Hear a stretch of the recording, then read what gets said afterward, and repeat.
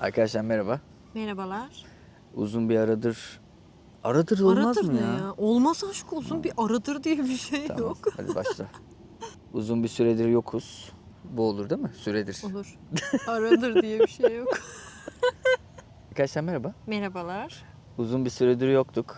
Biraz hayatımızda ufak tefek değişiklikler oldu. Eski evimizden taşındık. Ben iş buldum, işlerim yoğunlaştı derken video çekemedik. Vaktimiz olmadı. Hani çekseydik bile kurgu yapacak vaktim olmazdı. Bayağı sabah akşam 2-3 shift arka arkaya çalışıyordum. Şu an biraz normal gibi.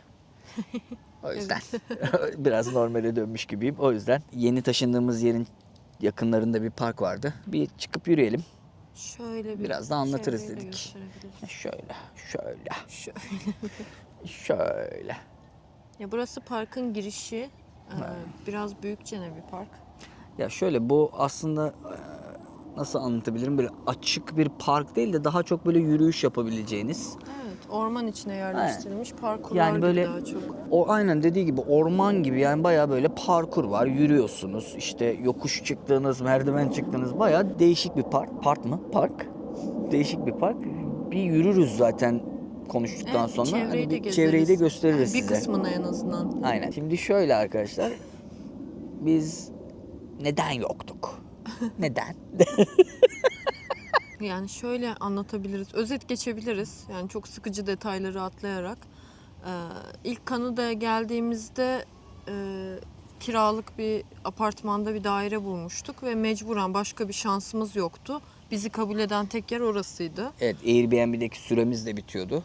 Evet, yani yeni geldiğinizde Kanada'ya çok fazla seçeneğiniz olmuyor. Eğer hani direkt böyle çok iyi bir iş bulmadıysanız vesaire, insanlar size ev vermek istemiyor güvenmedikleri için. Ya da peşin böyle bir yıllık kirayı ödemediğiniz sürece. Evet, yani o da çok hani herkesin yapabileceği bir şey değil.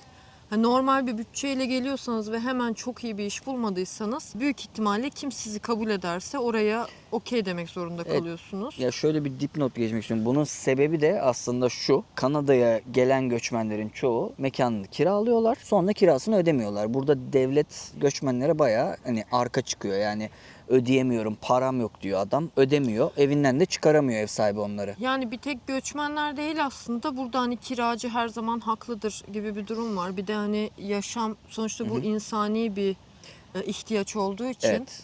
hani bir yerde yaşama ihtiyacı doğal olarak insani bir ihtiyaç. O yüzden mesela kiralık bir daireye girdiyseniz ve bir şekilde kirayı ödeyememeye başladıysanız yine de evden çıkarılamıyorsunuz. Devlet sizin tarafınızda oluyor. Ha böyle bu da bir detay olsun, o kadar hani önemli Evet. bir şey değil. Çünkü Türkiye'de de yani çoğunlukla öyle diyebiliyorum. En son bıraktığımızda öyleydi. Ya biz de o binadan şeyden çıkmıyorduk. Şöyle, o evin görüntüleri var. Onları yüklerim ben şimdi buraya. Ya ev gerçekten küçüktü. Bir stüdyo daireydi. Evet. Ama yani şu açıdan normal bir stüdyodan biraz daha büyüktü. Hani yatağa koyunca televizyon, koltuk için yine ekstra bir alanımız kalıyordu. Yine çok küçük diyemem eve. Ama hani ekstra bir alanımız olsun istedik. Yani en azından yatakla oturduğumuz alanı ayırmak istedik. Ama işte ufak bir çekiniyorduk çünkü ilk geldiğimizde zor bulduk evi. Yani acaba yine böyle süreçlerden geçer miyiz diye. Sonra dedik ki battı balık yan gider. Hadi bakalım. Yani birazcık eski bir daireydi. Eski bir apartmandı. Bayağı tarihi denebilecek kadar eski. Çoğu apartmanlar öyle zaten. Onların Evet. da eksisi şey oluyor. Yani çamaşır makineniz, kurutma makineniz ortak oluyor. Tüm apartmanca kullanıyorsunuz bodrum katında. O da bize çok hijyenik gelen bir durum değildi Ya hem yani. hijyenik Mecbur. değil, bir de şöyle oluyor. Mesela bir kere kurutma makinesine yani kurutmaya attık biz çamaşırlarımızı. Sonra gittiğimizde çamaşırlarımız çıkmıştı. Evet, Hani birileri birisi çamaşırlarınızı elleyebiliyor falan ve bunu takip edemiyorsunuz. evet, Hoş bir şey değil. yani çıkarmış bizim sepetimizin içine koymuş. Tamam, yine sepetin içine koymuş da yani benim niye özel çamaşırlarımı ellesinler yani? Evet, yani hoş, Ne gerek hijyenik bir var? durum değil. Ya birinci sebep buydu. Hani evde bir çamaşır makinemiz olsun isteğiydi. Evet, İkincisi de tabii doğal olarak artık hani bir buçuk yıl mı kaldık orada? orada 1,5 yıl Bir kaldık. buçuk Evet. yıl yaşadık ve artık ekonomik olarak diğer kiralar düşmeye başladı. Yani Toronto genelinde kiralar düşmeye başladı. Ama bizim ev sahibimiz bizde herhangi bir kira indirimi yapmadı. Biz yine yüksekten ödemeye devam ettik.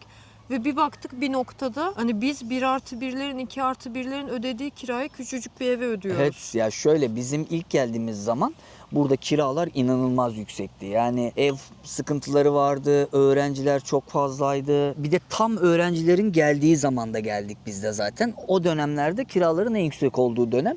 Biz o kaldığımız yere yaklaşık olarak hani $2000 gibi bir para ödüyorduk. Sadece bir stüdyo daire için ve hiçbir şey yok. Zuhal'in dediği gibi çamaşır makinesi yok, kurutma makinesi yok. Sürekli en aşağı kata iniyorsunuz. Orada sıra bakıyorsunuz. Bazen bütün makineler dolu oluyor. Tekrar yukarı çıkıyorsunuz elinizde çamaşırlarla. Hani bunu takip etmek bile can sıkıcı. Hani bizim binada bir property deniyor. Yani herhalde bir firmaya bağlı. Sürekli yönetim değişiyor burada. Kimse de büyük ihtimal kiracılarla ilgilenmedi. Çünkü biz taşınmaya karar verdiğimizde ben internetten acaba dedim bizim şu an kaldığımız yerde kiralar ne kadar diye baktığımda yani bizim kaldığımız dairenin neredeyse birebiri bir yer 1700'e koymuşlardı. Yani arada $300 bir fark vardı. Böyle olunca da dedik hani biz taşınalım. Zaten 2000 veriyoruz. Ne diye uğraşıyoruz? Böyle gelişti süreç. Genel çerçevesini bir açıklamak gerekirse taşınma sürecinin bulunduğunuz daireye yani ev sahibinize veya firmaysa firmanıza önce bildiriyorsunuz. Ben çıkış yapacağım. Yani yeni ev bakıyorum diye bilgi veriyorsunuz. Ve size bir notis zamanı veriyorlar. Yani şu tarihte ayrılacaksın diyorlar. O da 2 ay sonrası. Evet genelde 2 ay. Yani söyledikten sonra 2 ay sonunda taşınmanız gerekiyor. Bu da fazla bir süre. O 2 ay içinde de yeni evinizi bulmanız gerekiyor. Daha öncesinde bulamıyorsunuz çünkü kimse sizi 3 ay beklemez yeni eve Evet taşınmanız biz için. başvurular yaptık hani 2 ay sonrasına. Hepsi reddetti. Kabul etmediler. Yani biz notisi verdik. 2 ay sonra taşınacağız dedik. Onay aldık var olan evimizden. Sonra son böyle artık çıkmamıza son 2 hafta kala yeni ev bakmaya başladık. Son 1 hafta kala da bulduk herhalde. Bir Yok buçuk son hafta mı? 2,5 hafta kala mı? 2 hafta mı öyle bir şeydi galiba. 15 günümüz vardı be. Ha, tamam. Yani Aynen. o civarlarda bulduk yani. O da hani şansımıza oldu. Aslında bulmak kolay değil yine. Evet. İkimiz de çalışıyoruz. Yani şu anda hani bir ev sahibinin isteyeceği şeyleri ikimiz de aslında karşılıyoruz. O bile yeterli gelmiyor çoğu ev sahibi için. Yani sizin CEO olmanızı istiyorlar. Ya şöyle biraz hani Çok saçma. Toronto göçmen şehri olduğu için buradaki ev sahipleri de aslında zamanında göçmüş insanlar. Yani baktığımız evlerin çoğunun sahibi Çinli, Hintli vesaireydi. Onlar da sonuçta göçmüş gelmiş ve işte evlerini almışlar, yıllardır yaşayan tipler. Ve hani göçmenliğin ne olduğunu biliyorlar. Yeni gelen insanın bir anda geri dönebileceğini, kirayı ödeyemeyeceğini vesaire.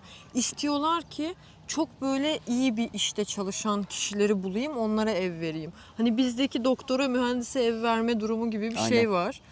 Ve hani işinizi beğenmeyebiliyor çoğu ve bunu tabii ki böyle söylemiyorlar. Hani işinizi beğenmedik demiyorlar. Reddediyoruz Yani diyorlar ve red yiyorsunuz profilinizi başvurunuzdan. uygun Yeterli bulmadık bulmadık diyor. diyorlar. Yani şöyle araya girdim ya şöyle örnek veriyorum. Ben Uber yapıyordum bu şu anki işimden önce. Ya Uber'de de gerçekten güzel paralar kazanıyorsunuz. Yani ne bileyim hani bir yazılımcı kadar kazanabiliyorsun orada da. Onu beğenmiyorlar mesela hani şey Ya değil. oturmuş bir iş Maaşlı bir olarak iş değil. görmüyorlar. Daha böyle hani sizin bir title'ınız olsun istiyorlar. İyi bir firmada Aynen. çalışmanızı istiyorlar Yani vesaire. yani sabit bir gelirinizin olmasını istiyorlar aslında. Çünkü Uber Allah korusun başınıza bir şey gelse ne bileyim bir kaza yapsanız bir ay yatakta kalsanız para kazanamayacağınız bir meslek. Adamlar da o yüzden sabit Yani bir şey istiyor. yine o konularda biraz zorlandık. Profilimiz çok beğenilmedi. Ama sonunda şansımıza Türk bir ev sahibi bulduk. Evet. Sırf Türk olduğumuz için kabul ettiler. Çünkü hani şey diye düşünmüşler. Eve temiz bakarlar, iyi bakarlar diye düşünmüşler. Oradan yana şansımız yaver gitti ve sorunsuz bir şekilde süreci tamamladık. Ama bulamayabilirdik. Yani bu Aynen. yine riskli bir süreç. İyi bir emlakçıyla çalışmanızı öneririm Evet. eğer değiştirmek istiyorsanız. Kendi başınıza bulmanız çok zor. Emlakçı en azından hızlandırabiliyor süreçleri. Evet emlakçı hızlandırıyor. Biz hani burada bir tanıdığımız vasıtasıyla bir abiyle tanıştık. O bize buldu. Örnek veriyorum sizin adınıza diğer firmalara ya diğer ev sahiplerine ya da diğer emlakçılara mail atıyor. İşte şöyle iyi profilleri Sizi var. övüyor, İşte sizi ekstra. övüyor işte. Örnek veriyorum şöyle iyi profilleri var. Şu kadar şeyler hani Türk milleti temizdir falan yani sürekli sizi övüyor. Bir de sizi övdükleri için karşı taraf da acaba diyor yani bunlar bu kadar övülüyorsa bir bildikleri vardır diye hani sizinle görüşmek istiyor. Evet çünkü ev sahiplerinin iki korkusu var. Biri kirayı ödemeyecek kötü profilli birine ev vermek. İkincisi de temiz olmayan ve evi mahvedecek birine Evet, vermek. yani burada aslında temizlikten kastımız pis olmak değil. Bayağı evin duvarlarını kırmak, duvarlarını çizmek gibi şeyler de var. Evet, birazcık hani şeylerden korkuyorlar açıkçası. Zarardan. Buradaki zararlı bağımlılıkları olan Evet, insanlardan korkuyorlar. onlar da var. Bir de ev bulma konusunda şöyle bir şey değinebilirim. Hani emlakçıdan bahsettik. Burada hani siz emlakçıya herhangi bir para ödemiyorsunuz. Hani böyle bir küçük bir detay var. Ya siz emlakçıyla görüşüyorsunuz. Emlakçı sizin adınıza gidiyor, ev sahibiyle görüşüyor. Evi tutarsanız ev sahibi emlakçıya ödüyor parayı. Yani siz bir şey ödemiyorsunuz ekstra. Siz Evet. sadece kira ödüyorsunuz. Ha, şöyle bir durum var. Kanada'ya özeldir diyebilirim bu. Kanada'da sizden ilk kirayı ve son kirayı istiyorlar. Yani aslında eve girerken de 2 kira ödemiş gibi bir durum oluyor sizin için de. Ama buradaki son kirayı hani bir yılın, hani sözleşmeniz bir yıllık diyelim. O bir yılın sonundaki son kira olarak düşünmeyin. Buradaki son kira sizin evden çıkacağınız son kira. Yani diyelim Evet, 5 yıl sonra. Notis verdiğinizde son ayı ödemeyerek Aynen. çıkıyorsunuz. o Diyelim şekilde. 5 yıl sonra çıkacaksınız. Bu sizin 5 yıl sonra çıktığınız zamanın son kirası oluyor. Evet. Yani resmi olarak, yasal olarak 2 kira ev sahibine ödeyip giriyorsunuz. Emlakçıya da hiç para ödemiyorsunuz. Aynen, yani bizim Zuhal'in de daha önce bahsettiğin notisin sebebi de o zaten. Çünkü biz diğer eve girdiğimizde ilk ve son kirayı ödemiştik. Hani şunu da yapabilirsiniz. Ben çıkıyorum kardeşim deyip evden de çıkabilirsiniz. Hani başınız Evet, ağrır mı bilmiyorum. İhbar süresi vermeden de çıkabilirsiniz ama verdiğiniz o son kirayı yakmış oluyorsunuz. Ama verdiğiniz durumda. son kira yanmış oluyor, içeride kalmış oluyor yani. Biz o yüzden önden verdik notisimizi. Yani dedik çıkıyoruz biz. Böyle gelişti. En sonunda bulduk. Yine aynı mahalledeyiz. Uzak bir yere gitmedik. Biz bu mahalleyi seviyoruz. Evet, biz Eglinton'cı olduk ya. Aynen, yani burası Daha sakin, burası Midtown diye geçiyor. Yani Midtown, evet. şehir merkezi değil de işte biraz daha böyle şehrin yukarısı. Sessiz genelde, sakin. Buradaki yaşayanlar genelde işte yine çalışan göçmenler, öğrenciler. O yüzden hani çok da bir şey hissetmiyorsunuz burada kendinizi. Dışlanmış. Yani ne kaotik ne de böyle çok hani Kanadalı böyle. Evet. Hani hiç öyle Ya değil. ben açıkçası Kanadalı mahalleleri daha çok seviyorum. Çünkü daha güzel mahalle yapıları var. Şu an mesela bu geldiğimiz parkın çevresindeki evlerin hepsi de Kanadalı. Yani sen öyle Ben öyle hissediyorum. düşünüyorsun, öyle değil. Ben öyle hissediyorum. Burada Benim için öyle. Kanadalılar genelde şehirden mümkün olduğunca uzaklarda Aynen. yaşamayı tercih ediyor. Ya o da var ama burası da yine de bir güzel bir mahalle. Yani öyle. Taşınma süreci Ha, birazcık hani ondan belki bahsedebiliriz. Nasıl taşınılıyor, eşyalar nasıl taşınıyor vesaire. Taşıma süreci biz şöyle yürüttük bu süreci arkadaşlar. Orası- Yürüttük ne ya? Yürüttük ne ya? O süreci sen ilerlettin. Ben hiç kılımı kıpırdatmadım. Ya, taşınma şöyle. Ben taşınmayı yürüttüm. Zuhal de eşyaları toplamayı yaptı genelde. Hani evin eşyalarını toplama, işte kolileme, bunların çoğunluğunu Zuhal yaptı. En sonunda da biz bir de bak onu atladık. Hazır taşımaya geçmeden önce onu da söyleyelim. Kanada'da siz evden çıkmadan önce eğer evin duvarlarına ne bileyim zarar verdiyseniz, boya yaptıysanız bunları siz kendiniz düzeltmek zorundasınız. Ve evi temizleyip tekrar teslim etmek zorundasınız. Evet.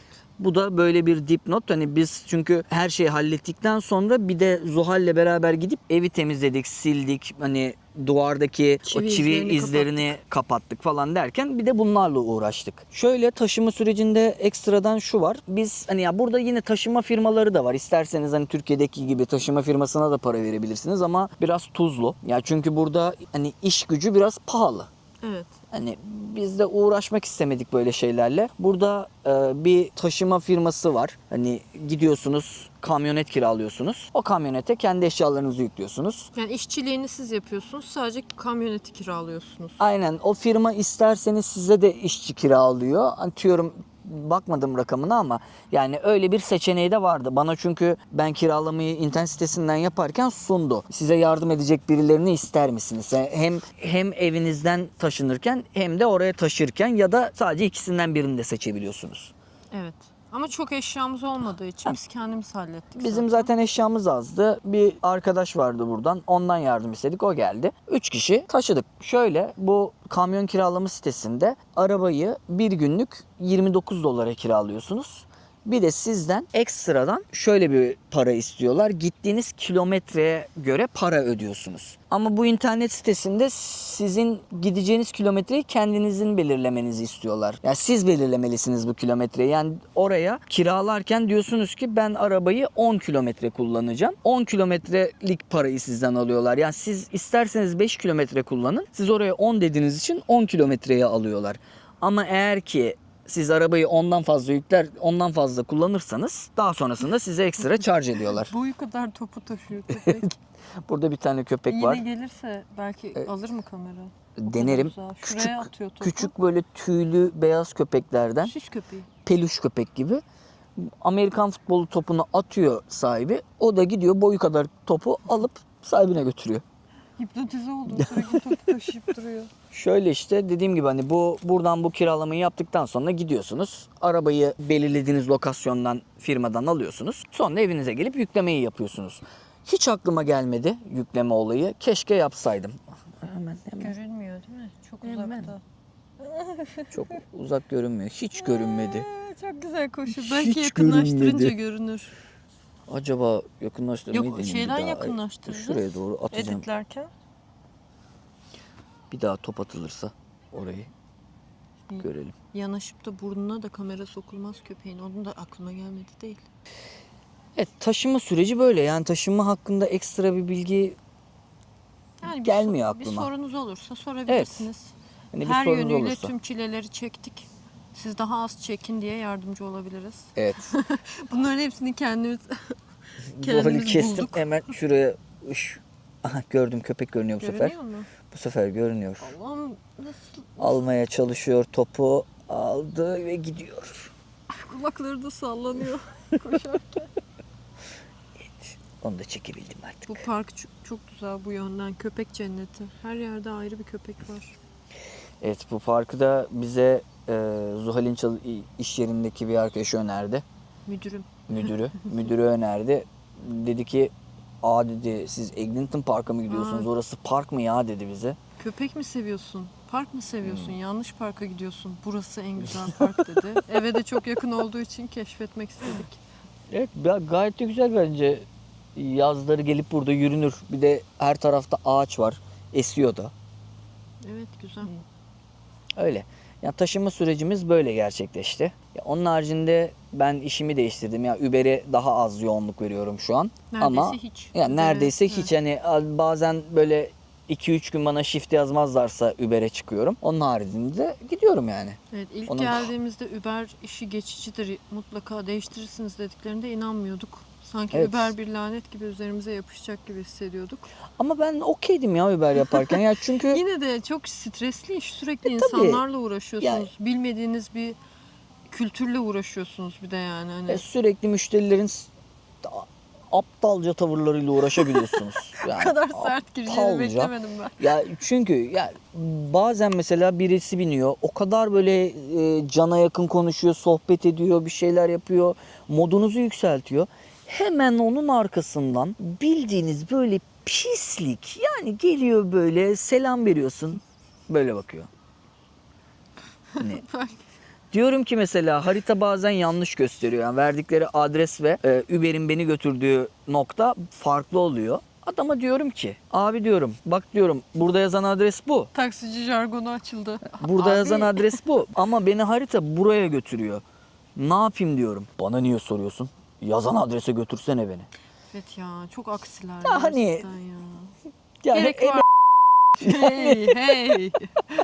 neyse. Çıkaracağın kelimeleri konuşma. Evet. Arkadaşlar yani onun haricinde de video çekmememizin bir diğer sebebi de hani ülkede yaşanan olaylar. Yani biraz modumuz da düştü. Çektiğimiz bir video vardı. Hani hiç paylaşasım bile gelmedi. Sildim. Keşke silmeseydim daha sonra paylaşırdım dedim. Ya insan bilmiyorum ben kendi açımdan ya dünyada her zaman zor şeyler oluyor. Şu anda da oluyor mesela. Şu anda da evet kafamızı taksak çok şey var. Ve takıyoruz da yani. Ya Takmıyor takılmayacak değiliz. bir Yine durum değil takıyoruz. zaten. Yine takıyoruz. Ama bazı yoğun dönemlerde, yani bir şeylerin çok yoğun yaşandığı dönemde, yani oturup da ben hani şu anda da lunch yiyorum, buyurun bu da benim lunch'ım, işte arkadaşlarla gezmeye çıktık falan diye böyle şeyler paylaşmak Ya bana evet. biraz tuhaf geliyor. Büyük ihtimal yanlış da olabilir. İnsanlar bu şekilde de rahatlıyor olabilir. Ya ben Bu normal... sadece kendi açımdan, ben kendimi, Evet. yani hayatımı devam etsem bile, tabii ki hepimiz hayatımıza devam ediyoruz kötü dönemlerde. Hayatıma devam etsem bile bunu o kadar da ortaya dökmek istemiyorum o kadar yoğun zamanlarda. Öyle özetleyebilirim. Bilmiyorum, saçma mı oldu? Öyle yani. Ne kadar tatlı kıvırcık bir bebek. Tasmaya bak, pembik pembik. Çekeyim mi seni? Evet, daha demin topu kovalayan köpke geldi yanımıza. Yorulmuş. Evet, o köpeği de görmüş olduk. Evet. Çok uzun uğraşlarla Aa, bu çekmeye arada çalıştım. Şu Kanada an yattı. seçimleri de bitti. Evet. Kanada'da da seçimler oldu. Evet. Hani biz sol ve sağ diyebiliriz. Hani solu bizim ülkedeki sol, sağı da bizim ülkedeki sağ olarak görebilirsiniz. Tam olarak eşit olmasa da evet, sol kanat sağ kanat diyebiliriz. Ha, yani buradaki sağ kanat şey değil aslında. Din bazında değil de öyle, çok öyle. aşırı değil ama. Aşırı değil ama değil yani yine Türkiye'deki gibi, örnek veriyorum, bizdeki beyaz sağ kanat, Hristiyanların evet, yani Trumpçılar gibi düşün. yani aslında. öyle ama buradakiler daha çok milliyetçilik kavramında. Ama yani benim de aklıma takılan bir soru var. Yani genelde ya bu söylenir mi? Gerekirse kullanmam bunu ama ya arkadaşım, senin de büyük ailen ya da büyük baban, atan zaten Avrupa'dan başka bir yerden göçüp buraya geldi. Sen neyin milliyetçiliğindesin? Niye gelen göçmenlere ırkçılık uygulamaya çalışıyorsun?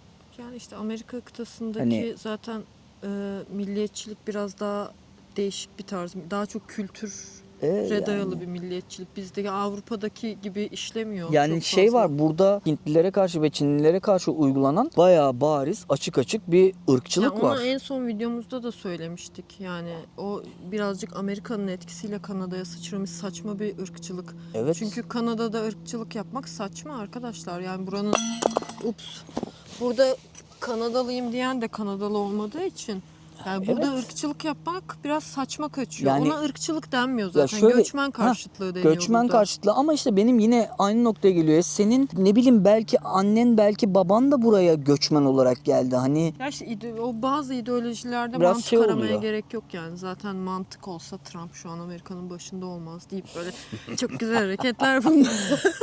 Neydi olacak? olacak o kadar. Ya sonuç itibariyle buradaki seçimlerde sağ partinin başa gelmesi bekleniyordu. Yani Evet. Trudeau'nun partisinin değil, sağ partinin kazanması bekleniyordu. Trump etkisi, Amerika etkisi sebebiyle. Çünkü buradaki gençler de Amerika TikTok'larıyla falan büyüyor yani. Hani Amerika Tabii. medyasıyla, Amerika kültürüyle Twitter'ıyla büyüyorlar. Yani kültürleri aynı. Ve şey zannediyorlar yani, hani sağ Trump geldi başa, Amerika'yı harika yapacak. Hadi bizde de Kanada'da da bir Trump esintisi olsun, bizim ülkemiz de şahlansın falan gibi saçma Ya bir beklentileri var. Burada, çünkü burada da bayağı göçmenlik politikalarını beğenmiyorlar. Yani çok fazla insana vatandaşlık verildi. Örnek veriyorum, bu korona zamanında hani hiç şeye bakmadılar. O dönemde burada Express Entry denilen bir havuz var, işte oraya giriyorsunuz oturum izni alabilmek için. Oraya katılan herkese daima oturum izni verdiler korona döneminde. Yani normalde şu an en düşük 450 değil mi? 500 puan gibi bir puanla oturum izni alabildiğiniz yerden 50 puanla bile şey aldınız. Direkt oturum izni aldınız. Yani hiç adamın umudu yok, öylesine girdiği yerden oturum izni aldı mesela. Evet, son zamanlarda çok fazla göçmen geldiği için zaten böyle bir değişik bir ortam, anlamışsınızdır. Amerika etkisiyle Kanada'ya gelen bir sağ zihniyet var yani. Evet. Onun aslında o yüzden sağın seçilmesi bekleniyordu. Sürpriz bir şekilde Trudeau'nun partisi tekrar seçildi. Tabii ki Trudeau olmayacak. Trudeau zaten istifa etti. Başka biri kim? Carney'di galiba. Carney'di galiba. Yine Hatırlamıyorum, hiç ekonomist tanımıyorum. biri başa geldi şu an. Sol devam ediyor kaldığı yerden. Ve Ama- buna genelde insanlar memnun. Ama şöyle bir durum var. Büyük ihtimal bir sonraki seçimde sağ kesim gelebilir. Çünkü Öyle bir ihtimal var. yani bu seçimde, normalde şu var olan seçimden önceki seçimde bayağı açık ara farklı kazandıkları seçimi, bu seçim bayağı ucu ucuna kazandılar gibi bir durum oldu. Evet, biraz sağa yetişmiş gibi sol Yani tarafa. Oy kullanamayan liseli çoğunluk şimdi büyük ihtimal sağ tarafa oy verecek bir sonraki seçimde. Evet, klasik. Öyle olduğunda da Yani bayağı klasik değişecek her şey. birazcık şey var yani. Şu anda böyle bir sol partiyi, Trudeau'nun partisini bir aşağılama furyası var Kanada'da. Evet. Yani sebebi şu, özetle şimdi sol parti burası zenginleştirmek istemiyor insanları. O yüzden de örnek veriyorum, şöyle vergiler var. Yani vergi dilimleri var. Siz çok fazla para kazanırsanız, bir hafta çok fazla çalışırsanız mesela, en kolayından, hani göçmeni de ilgilendiren kısımdan söylüyorum. Ben bu hafta 40 saat çalışmadım, 60 saat çalıştım. Ekstra mesai yaptım. Ben yine aynı parayı alıyorum 40 saat çalıştığımda bir tık- neredeyse. Yani birazcık zenginleştirme karşıtı, daha çok vergileri yardıma kullanma taraftarı bir parti. Yani sol, aslında hani sol zihniyetle ilerliyorlar. O yüzden de mesela çok fazla çalıştığınızda çok fazla para kazanmanız gerektiğini düşünürsünüz. Ama ne kadar çok para kazanırsanız o kadar çok vergi ödüyorsunuz. Maaşınızdan vergi kesiliyor. O yüzden 40 saat çalıştığınızda aldığınız parayla 60 saat çalıştığınızda aldığınız para çok da fazla değişmiyor. Yani beklediğinizi almıyorsunuz çünkü daha fazla vergi ödemiş oluyorsunuz. Bunları da sosyal yardım için kullanıyorlar. İşte göçmenlere yardım olsun, hani kendi Kanadalı halka ev yardımı, kira evet. yardımı vesaire. Zaten Bol bol destek programları var bununla ilgili. Yani bu kötü bir şey değil aslında. Ama hiç sağ parti zihniyetini görmedikleri için henüz Kanada'da uzun bir Gördüler. süredir Evet, uzun bir görmedikleri süredir yok. için yeni nesil bu yalanlara biraz kanma taraftarı. Sanıyorlar ki sol gidince bizden daha az vergi alınacak, biz zenginleşeceğiz. Mesela Trump Amerika'yı harika yapacak.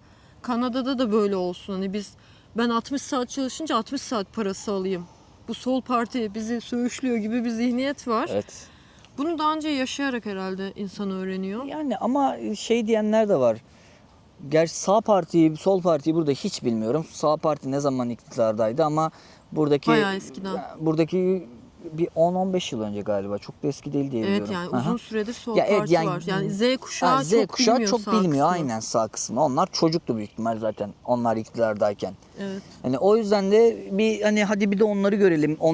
Onların verdikleri şeyler, çünkü söyledikleri şeyler daha böyle milliyetçi duygular kabartan şeyler. Yok işte diyorlar ki işte göçmenlik politikalarına azaltacağız. İşte göçmenlere giden yardımları kendi halkımıza vereceğiz. Hani böyle şeyler söylüyorlar.